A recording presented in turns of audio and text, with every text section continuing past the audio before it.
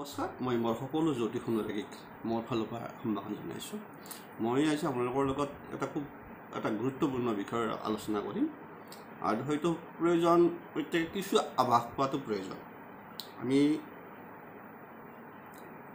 বিশেষকৈ বিচাৰ কালত আমাৰ চলি আছে দুটা ভাগ, এটা হ'ল জন্মকুণ্ডলী বিচাৰ আৰু এটা হ'ল গছৰ ফল বা ট্ৰেনজিট, গ্ৰহৰ ট্ৰেনজিট, যিটো আমি বাৰ্ষিক ৰাশিফলত লৈ যাওঁ বিশেষকৈ। গতিকে এই আমাৰ চলি অহা এই দুটা বিচাৰ পদ্ধতিত কথা হ'ল, বিশেষকৈ মই আগতে কৈছোঁ যিবিলাক ৰাশিফলত আহি যায় সেইটো হ'ল চন্দ্ৰৰ পৰা আৰম্ভ। চন্দ্ৰ আপোনাৰ য'ত আছে সেইটো আপোনাৰ ৰাশি, তাৰ ওপৰত ভিত্তি কৰি বিভিন্ন ফলাফল কোৱা যায়। যে বাৰ্ষিক ৰাশিফলেই হওক, কিছুমান তিনিমহীয়া কয়, কিছুমান দৈনিক কয়। কথাটো আপোনালোকে গমে পাইছে, যিমান দৈনিক কয়। মূল কথাটো হ'ল কি, এই যিটো আমাৰ ৰাশিফলৰ বিষয়ে আহি যায় সেইটো কোৱা হৈছে সাময়িক, আৰু যিটো আপোনাৰ জন্মৰ সময়ত লগ্নত থকা গ্ৰহ, লগ্নস্থ সময়ত লগ্নত যিবিলাক ভাৱত গ্ৰহ অৱস্থান কৰে সেইটো হ'ল আপোনাৰ দীৰ্ঘকালীন। সেইটোৰ ওপৰতে আমাৰ গোটেইখিনি বিচাৰটো প্ৰয়োজন হয়, বিশেষকৈ দশা অন্তৰদশা আদি কৰি। বিশেষকৈ এতিয়া কথা হ'ল, মই ক'ব গৈছোঁ এই যে প্ৰায় আপোনালোকে নিজে কিছু কথা গম পাব, কিছু ফল ইফাল সিফাল হৈ যায়। সেইকাৰণে কোৱা হৈছে ৰাশিফলৰ গছৰ ৰাশিৰ যিটো ফল সেইবিলাক সাময়িক বুলি কোৱা হৈছে। গতিকে এইটো বিশেষকৈ ডিপেণ্ড কৰে আপোনাৰ জন্ম সময়ত অৱস্থান কৰা গ্ৰহৰ ওপৰতো, তাৰ দশাফলৰ ওপৰতো বহুখিনি প্ৰভাৱ বিস্তাৰ কৰি থাকে। যদি সেইটো সবল হৈ থাকে সেই সময়ত আপোনাৰ, তেতিয়া তাৰ ফলটো কমপ্লিট আৰু সেই চাইডে গুচি যায়। গতিকে আমি কওঁ যে এইটো যে আপোনাৰ অমুক হৈছে, তমুক হ'ব, অমুক গ্ৰহৰ এইবাৰ অমুক ৰাশিত ভাল। কিন্তু ইয়াত এটা কথা থাকিল, এই যিটো ক'লোঁ গ্ৰহৰ ট্ৰেনজিট, তাৰমানে গ্ৰহৰ সঞ্চাৰ বুলি যাক কোৱা হয়। তাৰমানে এটা ৰাশিৰ পৰা আন এটা ৰাশিলৈকে যোৱাকৈ যিটো আপোনাক কোৱা হয়, এইটো গছৰ ফল বা ট্ৰেনজিট, গ্ৰহৰ ট্ৰেনজিট।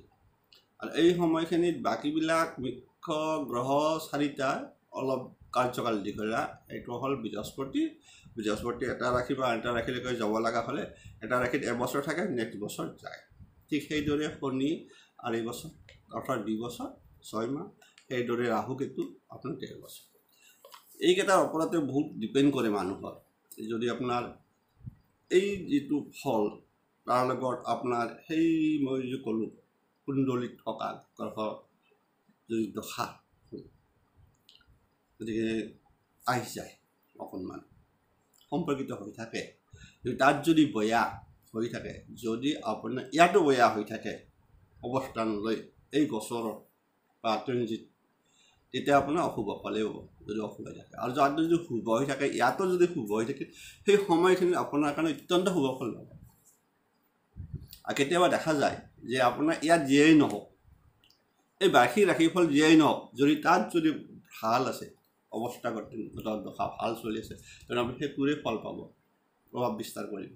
আৰু সেইটো জন্মগতভাৱে লৈ অহা হয়, এইটো সাময়িক। মইতো ক'লোৱেই প্ৰতি বছৰে চেঞ্জ হ'ব, আৰু মানে ঘূৰিয়ে আছে গ্ৰহবিলাক। কোনোবা 18 দিন, 28 দিন, 45 দিন আপোনালোকে পাইছে এনেকুৱা, বা ৰবি আমাৰ এমাহৰ পিছত নেক্সট এমাহ থাকে এটা। তাত এইকেইটাৰ আপোনাৰ বিচাৰত মই বিশেষকৈ আমি চাব লগা হয় বৃহস্পতি কোন ৰাশিত আছে বহি এই বছৰত থাকিব বা কেতিয়ালৈকে থাকিব, তাৰপিছত ক'ত যাব। বৃহস্পতি এবছৰ, মইতো কৈছোঁ। শনিৰ আপোনাৰ 2 বছৰ, ৰাহুৰ 1.5 বছৰ। গতিকে মই আজি এতিয়া কথা ক'ম আপোনাৰ এই যে বৃহস্পতি এবছৰ থাকে, যিটো ৰাশিত থাকে, সেই ৰাশিৰ প্ৰভাৱ আপোনাৰ ৰাশিৰ পৰা কোন ঠাইত থাকিলে কেনেকুৱা ফল আপোনাৰ দিয়ে। গতিকে আপোনালোকে চাই ল'ব। মই কৈ দিছোঁ যে যদি জন্মৰাশিত থাকে, ৰাশিফলৰ কথা কৈছোঁ, বাৰ্ষিক ৰাশিফলবিলাকত যদি জন্মৰাশিত থাকে, তেতিয়াহ'লে অশুভ হৈ থাকে ভয় আৰু দুশ্চিন্তা লাগি থাকে যিসকলৰ জন্ম ৰাশিত থাকিব এইসকলৰ কি হয় মানে ভয় আৰু দুশ্চিন্তা থাকে দ্বিতীয়ত যদি থাকে আপোনাৰ ৰাশিৰ পৰা দ্বিতীয়ত যদি বৃহস্পতি আছে তেনেহ'লে শুভ অৰ্থ লাভ সাফল্য পাৰিবাৰিক শান্তি তেতিয়াহ'লে এই এনেকুৱা ফল এটা মানে নিৰ্দেশ কৰাই আছে এই মানে বৃহস্পতি সেইদৰে আপোনাৰ যদি তৃতীয়ত থাকে আপোনাৰ ৰাশিৰ পৰা তৃতীয় থাকে আপোনাৰ ৰাশি যিকোনো নহওক যদি আপোনাৰ ৰাশিৰ পৰা তৃতীয় থাকে হয়তো কাৰোবাৰ তৃতীয় থাকক কাৰোবাৰ দ্বিতীয়ত থাকিব তেনেকুৱা কণ্ডিশ্যন তেতিয়াহ'লে তৃতীয়ত থাকিলে শাৰীৰিক ক্লেশ শত্ৰুৰ পৰা ভয় আহি যায় যদি চতুৰ্থত থাকে তেতিয়াহ'লে কোৱা আছে বিশেষকৈ এই বৃহস্পতি ট্ৰেনজিট ফল গছৰ ফলত যে ধন নাশ অশান্তি আত্মীয় লোকৰ মৃত্যু চোক যদি পঞ্চমত থাকে আপোনাৰ ৰাশিৰ পৰা সকলো ফালে মংগল কৰ্মোন্নতি সন্মান লাভ সাহিত্য শিল্প কলাত বিশেষ সাফল্য যদি ষষ্ঠত থাকে অমংগল স্বাস্থ্যহানি নানাভাৱে ক্ষতি যদি সপ্তমত থাকে ৰাজ সন্মান সপ্তমত যিসকলৰ সপ্তমত থাকিব সেইসকলৰ ৰাজ সন্মান পৰিকল্পনা সাফল্য যদি অষ্টমত থাকে ধননাশ ব্যৰ্থ প্ৰচেষ্টা অপবাদ পৰিয়ালৰ কাৰোবাৰ সংকটজনক ৰোগ যদি অষ্টমত যদি থাকে ৰাশিৰ পৰা আপোনাৰ যদি নৱমত থাকে ধন বৃদ্ধি কৰ্ম সাফল্য প্ৰতিভাৰ স্বীকৃতি দশমত থাকিলে অসন্তোষ বা প্ৰণয় ভংগ বাধা বিপত্তি মৰ্যাদা হানি আদি অশুভ ফল দশমত থাকিলে ইয়াত থাকিলে কিন্তু ৰাশিফলত যদি একাদশত থাকে অপ্ৰত্যাশিত লাভ তাৰমানে একাদশত ভাল অপ্ৰত্যাশিত লাভ আয় বৃদ্ধি ভাগ্যোন্নতি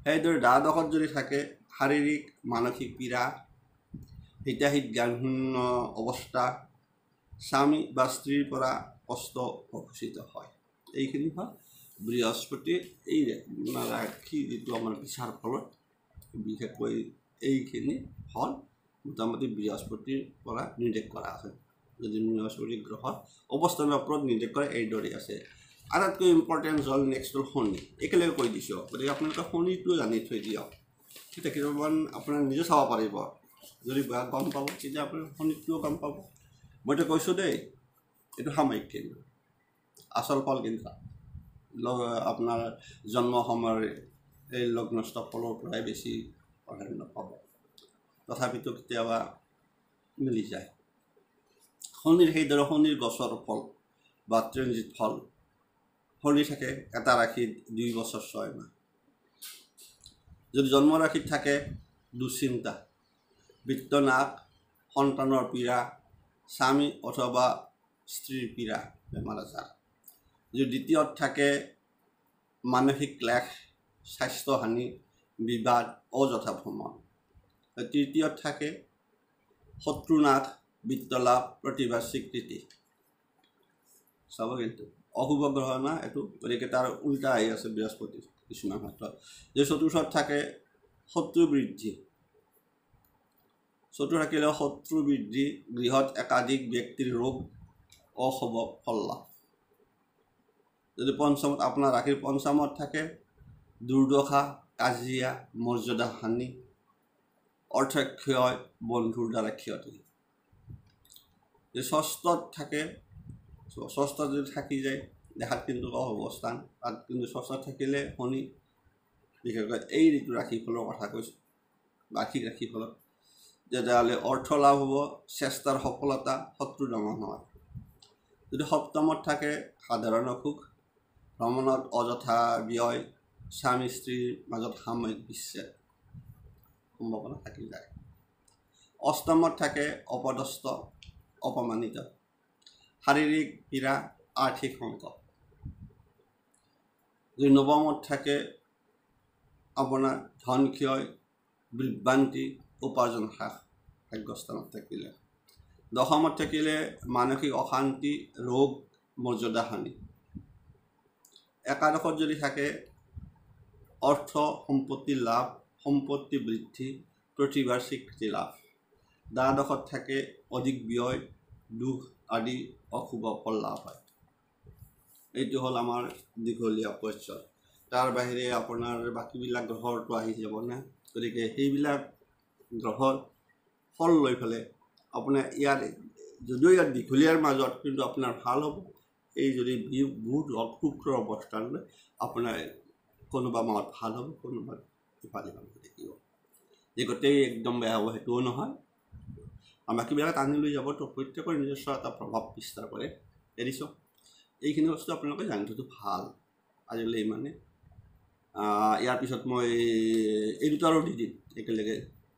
কোন দুটা? ৰাহু আৰু কেতু। বাকী সৰু সুৰাবিলাকৰ সিমানখিনি নিদিওঁ, প্ৰয়োজন নাই জানি থোৱাটো। মইতো কৈছোঁ যে আপোনাৰ দ্বিতীয়ত থাকিল বুলি যে গোটেই বছৰটো যাব সেইটো নহয়। কিছুমান আকৌ আহি যাব। আপোনাৰ মংগল বুধ শুভ গ্ৰহৰ দশা আহি যাব। কেতিয়াবা আপোনাৰ বিশেষকৈ বুধ শুক্ৰ শুভ আহি গ'ল, কেতিয়াবা ৰবিৰ দশা আহি যাব, কেতিয়াবা মংগলৰ আহি যাব। সেইমতেও কিছু ফল কোনোবাটো মাহত অলপ আপ ডাউন হৈ যাব। বুজিছ? নিশ্চয় যদি আপোনালোকক লাগে জানিব বিচাৰে তেনেহ'লে মই ৰাহু কেতুটো দি দিম, জানি থৈ দিয়ক। তেতিয়া অলপমান নিজেও গম পাব যে মোৰ কোন ৰাশিৰ পৰা ক'ত আছে, শনি বহি অৱস্থান কৰি আছে। আৰু আপোনালোকৰ ৰাশি সেইটোৱে য'ত চন্দ্ৰ লেখা আছে, সেইটো ধৰি ল'ব। বাকী তাৰ ওপৰত এই চন্দ্ৰত য'ত আছে সেইটো প্ৰথম ধৰি আপোনালোকে হিচাপ কৰি গ'লে পাই যাব।